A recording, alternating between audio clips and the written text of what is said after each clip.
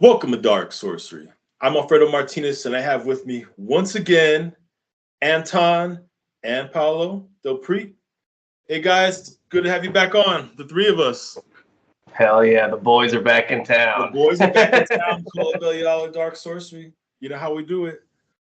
Yep. That's it. But anyway, today's topic is finding your spiritual path. I think that's it can be pretty fundamental in retrospect, but I think that it's something that people often overlook because I think sometimes people kind of either rely on too much information or kind of second guess themselves. What do you think? Like too much of one person's opinion, you know what I mean? I feel that everyone's path is individual and special to their own gnosis. So it's good to take in information from others with a grain of salt or things that you resonate with and research, of course. But the things you'll get from the spirits and your higher self and your own path is going to be usually unique to you. Yeah, I agree. What do you think? I agree. I think that, especially with the age of the internet, we have so much information just readily available to us. And I think oftentimes people can get overloaded by that. There's so many different traditions and paths and different kinds of spiritualities. Like Eastern traditions are going to differ way different than Western traditions, especially the ones that we have today. There is some crossover from tradition to tradition. But it can be something that starting out can be very confusing at first. I think as time goes on, though, like you find something you like and you find something that works. What works for me might not work for the next person. Right. And also the fact that, this is the information age, and it's easy to just go all these different rabbit holes and get confused because there's also misinformation out there. And I think that's where looking within really comes in handy, so that you can kind of sort out the BS from what's valid. You guys agree with that? Oh yeah, 100%, 100%. Yeah, definitely. I think that one thing that people can do if they don't know where to start is they could just ask their higher self for guidance. Your higher self, it's there. If you just, anytime you want to, it's waiting for you to ask it for help. It's waiting. Or you can just go ahead and ask the universe to, send you a teacher or a mentor, and one will come along. If you don't know how to sort through all the different information, because there's a lot of experienced people out there that, can teach you. I myself have gone through that phase as well. Teachers, come and go and help you find your path. And I'm grateful to them for, where I'm at today. I absolutely agree, man. I know for some traditions, like specifically like left-hand path stuff, it's harder to find a teacher for that stuff, just because we're used to dealing with infernals and things of that nature, working through the Cliffith. The unfortunate reality is that tradition, those aspects, those spirits, there's still a little bit of taboo behind them. There's this fear that I feel sometimes that when you talk about it with other people, just because they don't know or they haven't experienced anything of that nature, there's fear behind it. So finding a teacher that is open and willing to talk about stuff like that can be difficult. I think one thing that I recommend for people when they want to enhance their spirituality and they're starting, a new spiritual awakening of sorts, just whatever you like, dude, just start reading more of it. Just start looking for more of that. I know people that are super into yoga and hanging out in yogi communes, um, which is something that is totally not for me. You know, I don't want to do anything like that, but Yeah. it works for them. You know, and I think as long as you are doing something to enhance your spiritual life, it's totally acceptable. You know, I think that there are even some people that I run into that want to start with, they want to jump right into like evoking and invoking spirits. I'm like, hey, we need to calm down for a second here, and you really need to take a look at yourself, especially if you've never meditated before, and ask yourself if you're prepared for stuff like this, because it can cause some very chaotic changes. You know, Yeah. I think left-hand path stuff, if we're being honest here, it's not for everybody. You know, and that's perfectly fine. No, it's not. What do you think, Anton? I agree with both points, absolutely, 100%. Even like just talking to people online, you know, is a great way to communicate, share information, and learn from one another. You know, that's how I pretty much started. I went on Facebook, started joining a bunch of groups, Dark Sorcery itself, and started learning from everyone I interacted with, especially you guys. And that took me a long way. You know, it taught me a lot of spell work knowledge, spirit research, communicating with spirits, all sorts of things like that. Yeah, and I think that some people have this misperception where they think that there's instead of taking action, they think there's some advantage in waiting. You know, that I think that if someone wants to do something, it's best just to jump into it and just start somewhere. And just, even if you fail or you fall on your ass, you know, you already know 10 times as much as the others who are just waiting for something to happen. You know, you have a better perspective.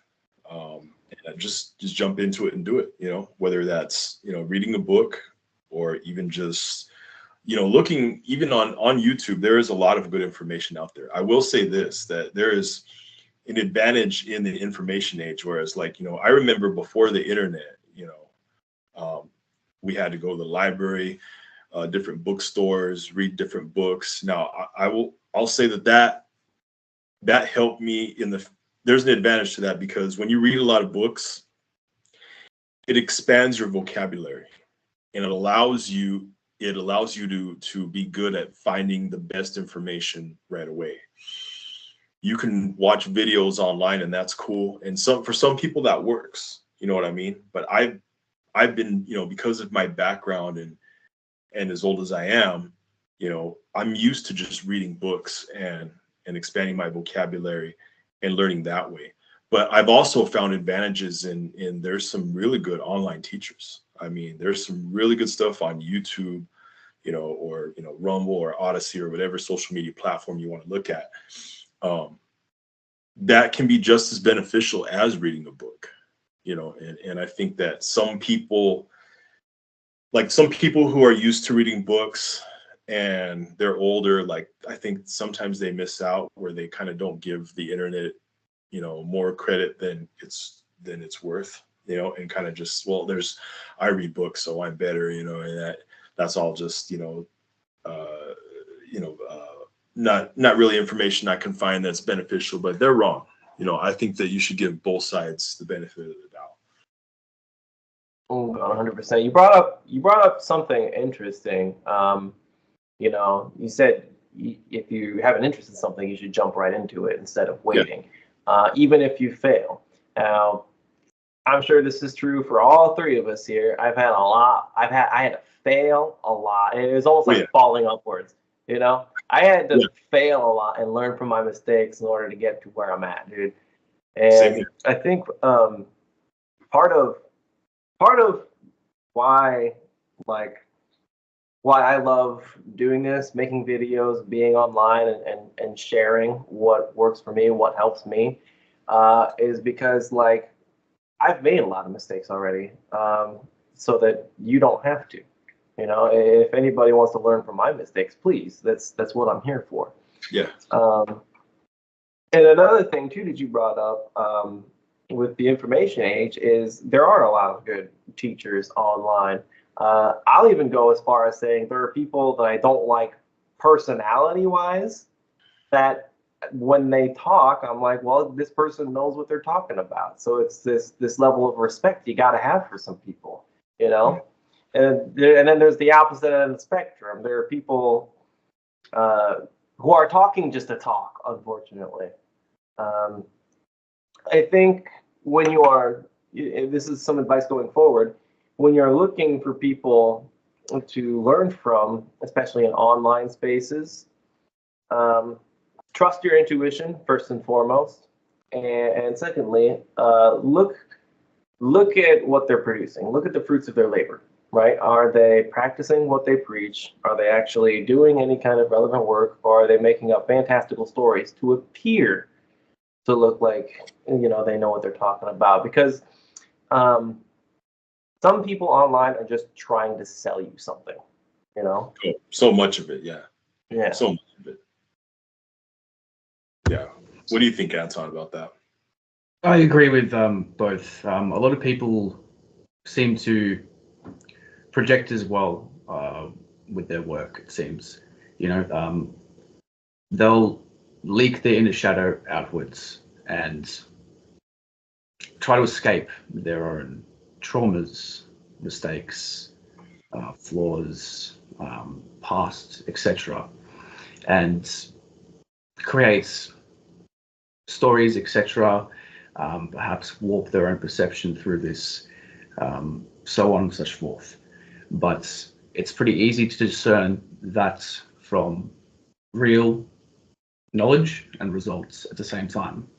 And you can also feel when occultists are about it, you know what I mean? They've done their shadow work, they've gone through trials and tribulations, made mistakes, learned from their mistakes.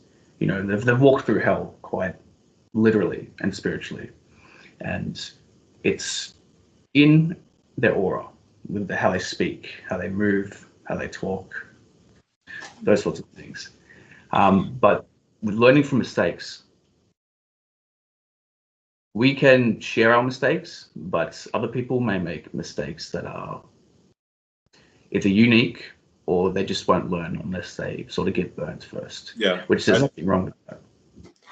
Yeah, you know, and I believe that experience is the best teacher. I mean, in a lot of cases, you can learn from, like, you know, like Paulo, like you brought up, where, you know, I made mistakes so that you don't have to, and that definitely is very true.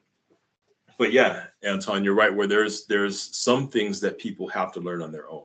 You know, not everybody, but just some people, and maybe they're you know, incarnated on this earth, you know, for that reason, to learn that lesson a certain way. You know, so I definitely agree with that. And one thing you can do is, if you're used to, well, first of all, I will say this, is that if you're very spiritually in tune, you'll be able to pick up on bullshit, you know, more than people who are not. I mean, you can just, if you're spiritually, you know, doing what you feel that you should be doing, you'll be able to pick up on the vibes. You know, not only just you can see it, but you can just feel that something is off. You know what I mean? It's kind of like it's just feel, even just similar to feeling like, you know, when there's a spirit enters the room, you can just feel it. Or when you're doing a ritual and you're calling on a spirit, and the spirit enters the room, you can feel the shift in energy. You can feel an energetic shift if someone is full of bullshit, you know, a lot of the times, you know, whereas people who are maybe newbies, or people who, you know, are kind of new to the path, they won't pick up on that as much. You guys agree with that? 100%, brother. 100%. Absolutely. I was going to say something else, but I forgot. It slipped your mind. It happens to me a lot. Yeah. Yeah, I feel you on that. But you know, one thing you can do, though, is I will advise people who are watching this that if you're unsure of your spiritual path, one thing you can do, I would say, is get good at divination. Get really good at divination. Now, people use different kinds of divination, whether it's tarot, whether it's bone readings, or whatever type of divination you use. Get very good at it, because if you're not sure where to turn, you can just do divination, ask a question, and you'll get an answer. You can even just, it could be as simple as just picking up a tarot deck. The thing is with the tarot is that it knows what you're going to ask before you ask it. So that's why sometimes certain cards just pop out and there's your answer. But you can ask them. You can also meditate on the question. One thing I'd recommend is you can light certain incense, like maybe sandalwood, and just kind of meditate on it. You can get certain crystals, like say amethyst or bloodstone. You can carry those around, and those will help you with your intuition in, trying to figure things out. Or you can meditate while holding those crystals and on the question, and then it'll come to you. I have another suggestion too for people unsure about their spiritual path. Look to your bloodline, right? So like, if you are, from the South, they have hoodoo and voodoo down there. That if that resonates with your bloodline, or if you have family members or people, you could start talking to people in those traditions. If you are European and you have Norse blood, you could look for Norse spirituality. If you are Jewish, you can look to Jewish mysticism. I find myself leaning a lot on Hermetic Kabbalah. It's just something that clicks with me. It is very it's very structured, and I like it a lot. I like everything about it, and you can go really, really, really deep with it. I feel like I just scratch the surface sometimes when I'm doing different path workings or invoking different spheres for different reasons. But there's so many different traditions around the world, dude, and oftentimes our bloodline can point us to the right direction. Yeah, definitely. I feel that, through your ancestors, like as the DNA is passed on, their experiences are passed on through your DNA. And certain talents and abilities can be passed on through DNA. And then you can just go ahead and reawaken, rediscover those, and, you'll find a great influx of power with that. What do you think, Anton? Absolutely. Usually practitioners have ancestors who were practitioners as well. So when they develop to the level where they can communicate efficiently or get information, they can learn techniques that are sort of unknown and passed down to their family bloodline. And that goes into unlocking, certain abilities that are within that certain bloodline as well. And not everyone has exactly normal blood or DNA, if that makes sense. Some people will have hybrid DNA, Nephilimic, Anunnakian, reptilian, stuff like that. Yeah. Now, would you agree that Rh negative blood has something to do with that type of blood that you're speaking of, which some people carry in the other population? Absolutely. I was actually researching that, I think 3 years ago now, and I believe it's when the woman has Rh negative blood and the male doesn't. When she tries to conceive a child, the white blood cells in her body will recognize the pregnancy as a foreign alien and actually try to attack it. That's why a lot of them have miscarriages and they struggle to have a child. So like that, in a scientific way, can be recognized as that specific blood type being not human or sort of considered an alien. Yeah, and I've found through similar research, I've found the same thing to be true with twins. I mean, I'm not a twin, even though twins run in my family, but I know that they kind of have some kind of unique psychic link to each other. They feel what each other feels sometimes. Sometimes they'll be separated at birth, and they end up having similar lifestyles, you know, as adults when they meet up. You know, if any of you have a twin out there, ask them. You know what I mean? I'm sure they'll be able to give you some very beneficial input to what you're dwelling on. Absolutely, I agree. Mm-hmm. Yeah, and I feel that sometimes also that I think sometimes people can get confused on finding their path because society in general, mainstream society, is designed to distract you from the truth. It's designed to be, everything is a distraction. Now, I'm not saying that, you know, there's nothing wrong with music and movies and entertainment. It's all good. I love entertainment. I love watching movies, you know. But I know that sometimes a lot of that's put out there to distract the population. They want you to be occupied with so much work. They want you to be distracted with, you know, all these different movie and show options, video games, sports, crazy amount of sports that there is. But I mean, like I said, I like to partake in all that. But just keep in mind that society in general is designed to distract you from the truth. That's also why you have, I think it's chlorine or what's in the drinking water that you know, distracts you from Fluoride. your fluoride that distracts you from your it's supposed to from your third eye and stuff like that. So it is nice to take time to unplug from everything at times and just look within. Just take some time to try to train yourself to quiet your mind from all the noise that's out there, because keep in mind that most of it's negative, and it's supposed to be negative for a reason, because the biggest distraction of finding the truth is fear. And that's what this society is designed to instill in you through the news and through everything. What do you guys think? I agree 100%. You know, going back to the sports stuff in ancient Rome, I think it's the emperor that was the title, or the king.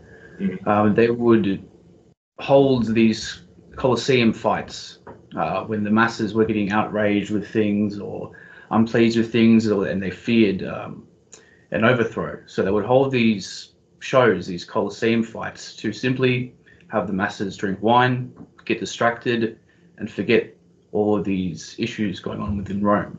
And that can be seen throughout the world with multiple things, you know, like you said, movies, fashion, all these sorts of things. So yeah. Mm-hmm.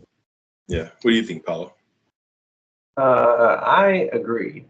I'd go as far as saying that some people are so used to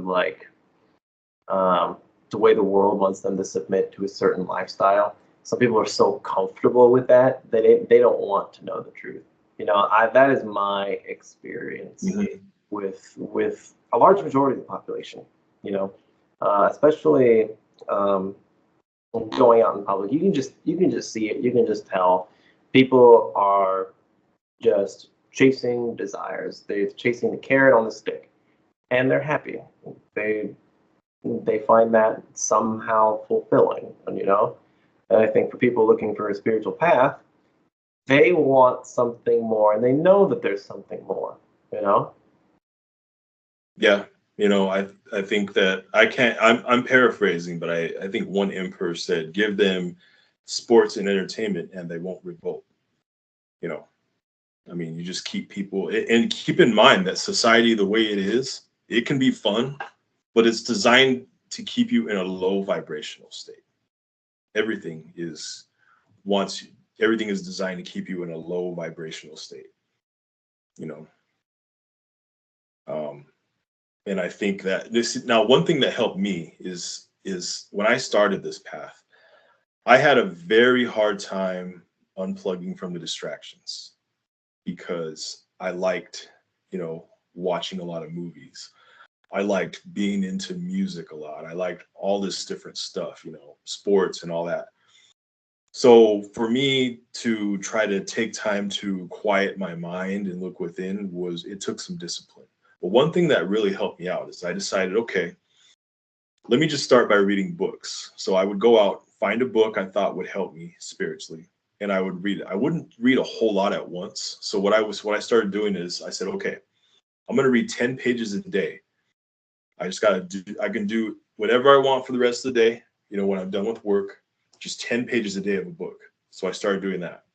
You know, watching movies, whatever. Okay, read my 10 pages. Okay, read my 10 pages. Okay. So even if you just do that, that is a book a month, 12 books a year. Now, 1 year later, you'll be so much more disciplined and intelligent. You'll want to spend a little more time reading, you know what I mean? And a little more time maybe meditating or, you know, dwelling spiritually. And through that systematic approach, I was able to pull myself out of being comfortable and get into the rhythm of things. Now, you know, from time to time, I have gotten a little more comfortable than I should, and I had to discipline myself again. But for someone starting out, that's a good piece of advice that you could do to start out with.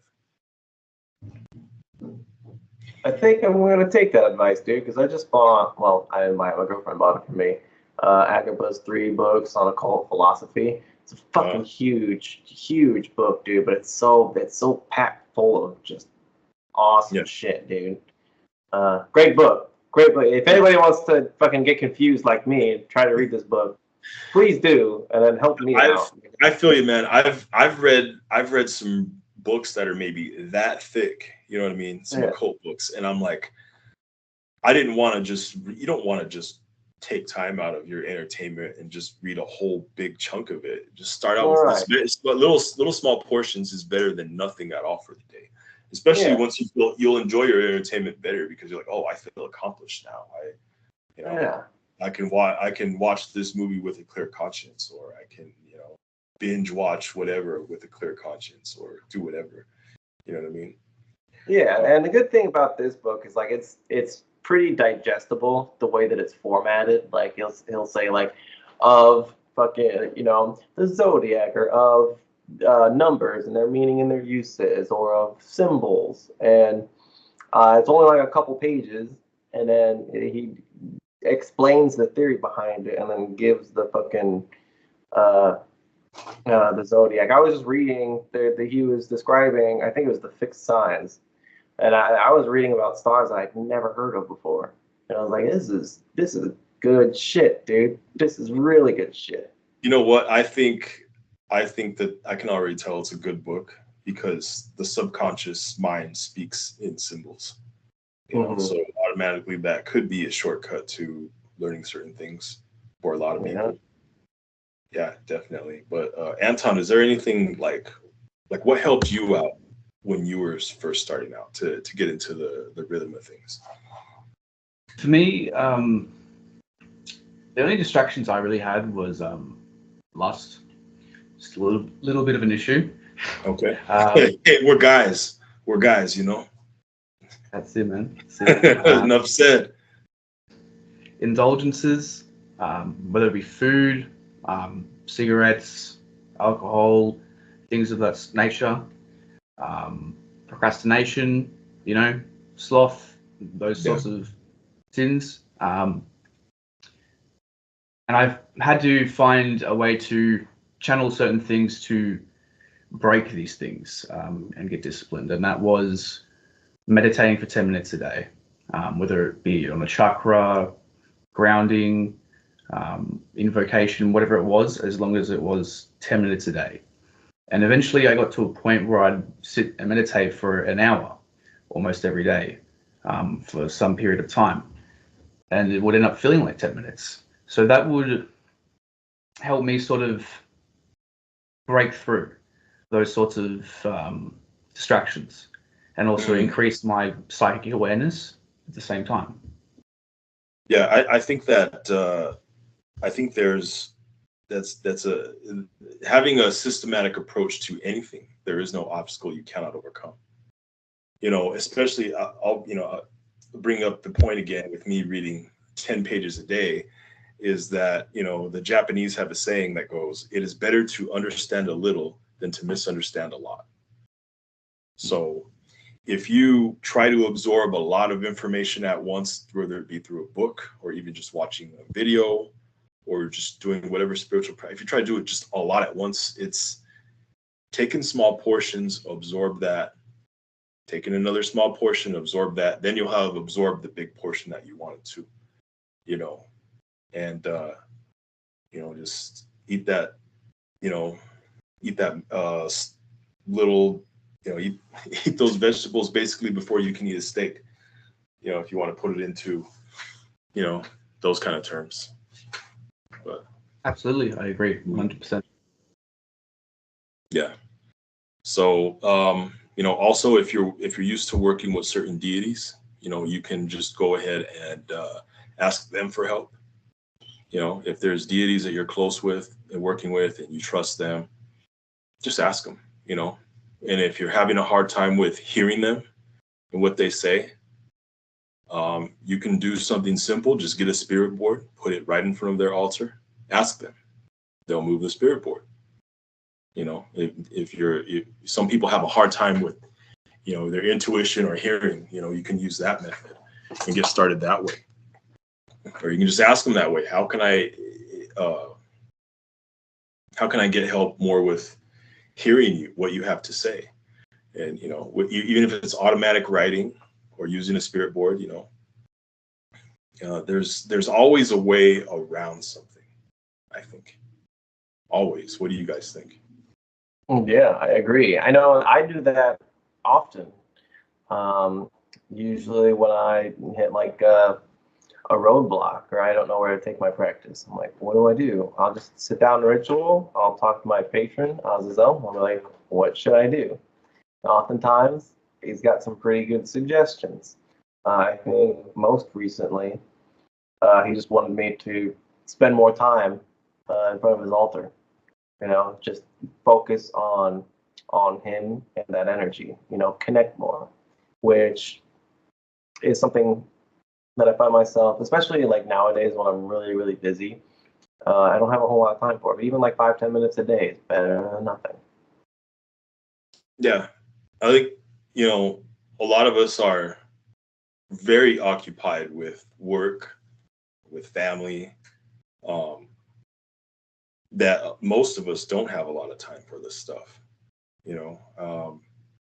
so yeah, just a little bit, take time out a little bit of the day, and the spirit world will give you time and allow you increase your time. They will increase your time so that you'll be able to do more and absorb more, because they know your higher self and your patron spirits know your situation, but it's up to you to speak out for the help, and they can rearrange your schedule so that you will have more time for what's most important, and not just paying bills.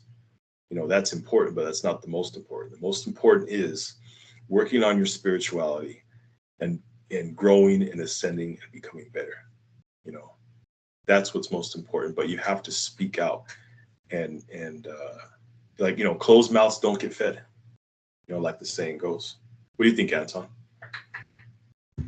Absolutely. I agree 100%. If you want to change your life, change your future, because the future is never in stone, it's always fluid. We can change it at any moment in our lives.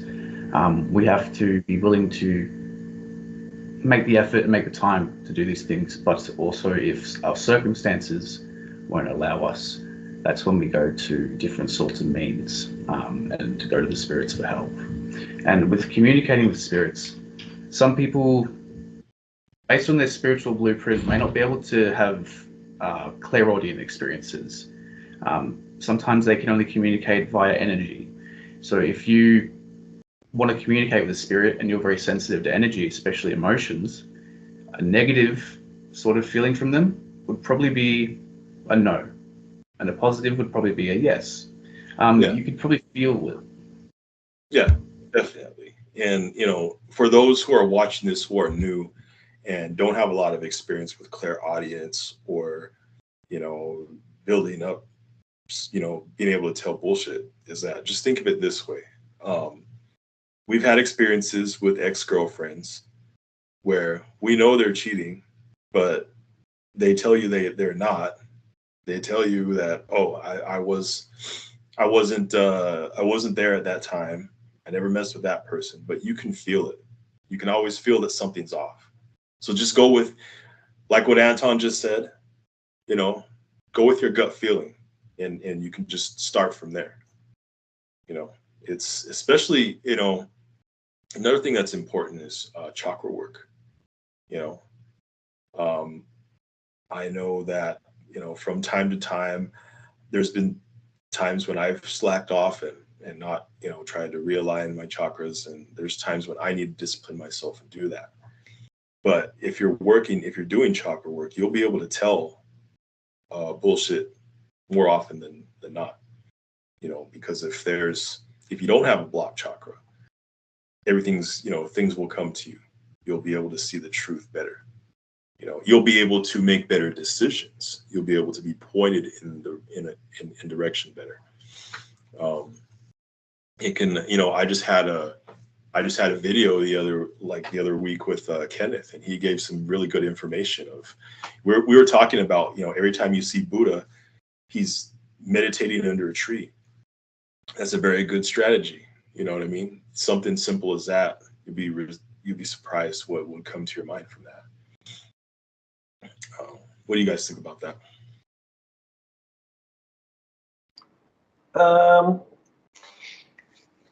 The only thing that comes to mind for that is like, you could think, I get the imagery of like having the tree as like an antenna, so it could help you. Go ahead. Yeah, it could help you just download information easier, quicker, faster. Mm-hmm. That's what comes to my mind. I like Kenneth. I've spoken to him a couple times. He's done some readings for me. I like him. Yeah. Also, the fact that everybody's born under a different sign, and they all have their own, astrological blueprint as well. So not everybody is going to learn the same. Not everybody is going to pick up on information the same. Not everyone is going to practice the same. Not everyone is going to have the same divination, because each sign has its own advantages, because they emanate with different types of energy. If you're a certain sign, ask another person that's that certain sign, that's the same sign as you, what works for you. You talked about, Paulo, you mentioned about look at your ancestry, and there's a big connection with that, but there's also a connection with someone else who shares the same sign as you. You just say what works for them. They'll tell you, well, I did this. Go ahead and try it, because chances are it probably will work for you, because you two even kind of have the same type of energy in a way flowing through you. Yeah, I have to agree. There have been times in my life looking back that coming across the same sign where you just have crazy shared experiences. Mm-hmm. Definitely. Well, that's been an interesting chat. Just wanted to talk a bit about, finding your spiritual path. Those of you who are watching, hopefully the suggestions that we gave you will help you. If you want to, go ahead and check out Cult of Belial. The links in the video description. Check out all their stuff, their YouTube channel, their Instagram page. You guys recently have a book now. Go ahead and speak a little bit on that. Ooh, Anton. Yeah, I'm gonna let Anton talk. I'll be right back. Yeah. All right. Cult of Belial now has a book that and check it out, guys. You guys are gonna get something good out of it.